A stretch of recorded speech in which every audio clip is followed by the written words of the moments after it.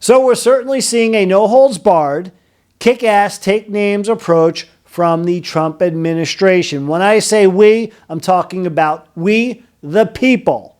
Indeed, the millions, including yours truly, that voted for Donald J. Trump as the 47th president of the United States, sworn in about 2 months ago. Trump's biggest campaign promises: number one, the economy; number two, the border. And those are interchangeable at any time. It could be 1A. That holds true today. Well, the border at record lows, cleaning up the mess that Kamala, can you believe they used to call her the border czar, and her boss, Sleepy Joe Biden, made for years. 4 years, to be exact, of course. During that run, they allowed millions upon millions into the United States unvetted, several which troublemakers, evildoers, the likes of Tren De Aragua. Well, this weekend, Trump invoked this: the Aliens Enemies Act. Let me read it out loud, this definition of what it's all about. Part of the Alien and Sedition Acts that Congress adopted in 1798 gives the federal government additional authority to regulate non-citizens in times of war. It's been used 3 times in the past during the War of 1812 and World Wars I and II, as the Congressional Research Service detailed in a February report. So there you have it. And the official word coming from the White House: invocation of the Alien Enemies Act regarding the invasion of the United States by Tren De Aragua. So they sent them to that mega prison in El Salvador. Show you a little bit of the footage of their arrival. They call it hell on earth for good reason. In my worst nightmare, I would see something like this, the softer version. You watch the video and you're blown away, and this is exactly where these scumbags belong. Of course, the rad left had to try to interfere. Trump and his team sends the worst of the worst to El Salvador, where they will gladly house them and put them in their prison, and the United States gets them off our land. But the rad left again intervenes. There you see it.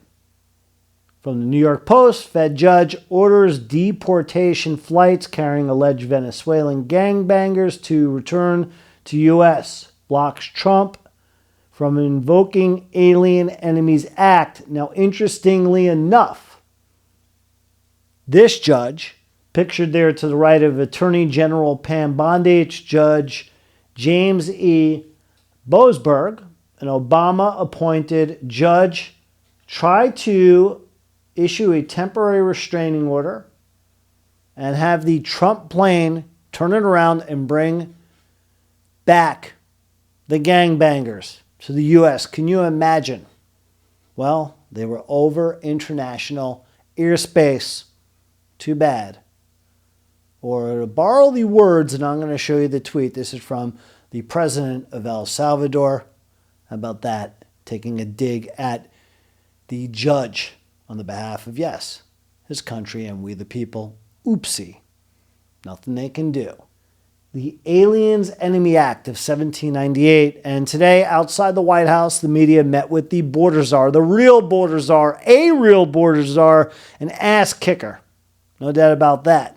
Tom Homan, out of retirement to make America safe again. Running things as the border czar. And the rad left media, the parts of it that are still able to function on the grounds of the White House, they still try to skew everything. As you'll see here, the reporter tries to get Tom Homan and basically frames it as, can you believe the Trump administration is using an act like this that goes back over 200 years? But Homan had the perfect answer. Seems like he always does. Take a listen and look to the border czar. What do you say to those who claim you're using a 200-year-old law to circumvent due process? An old law? Not as old as the Constitution. We still pay attention to that, don't we? But some would say this is How many more times do you... How about that? The border czar, right on cue, coming through in the clutch and stumps the activist / wannabe journalist. So, the Trump administration able to govern and going to all the powers and all the tools in their box. And again, I commend them 100%. Let's get the scumbags out of the United States and let's have a law-abiding civil country as we look to President Trump, Tom Homan, and the rest of the leaders to make America safe again sooner than later.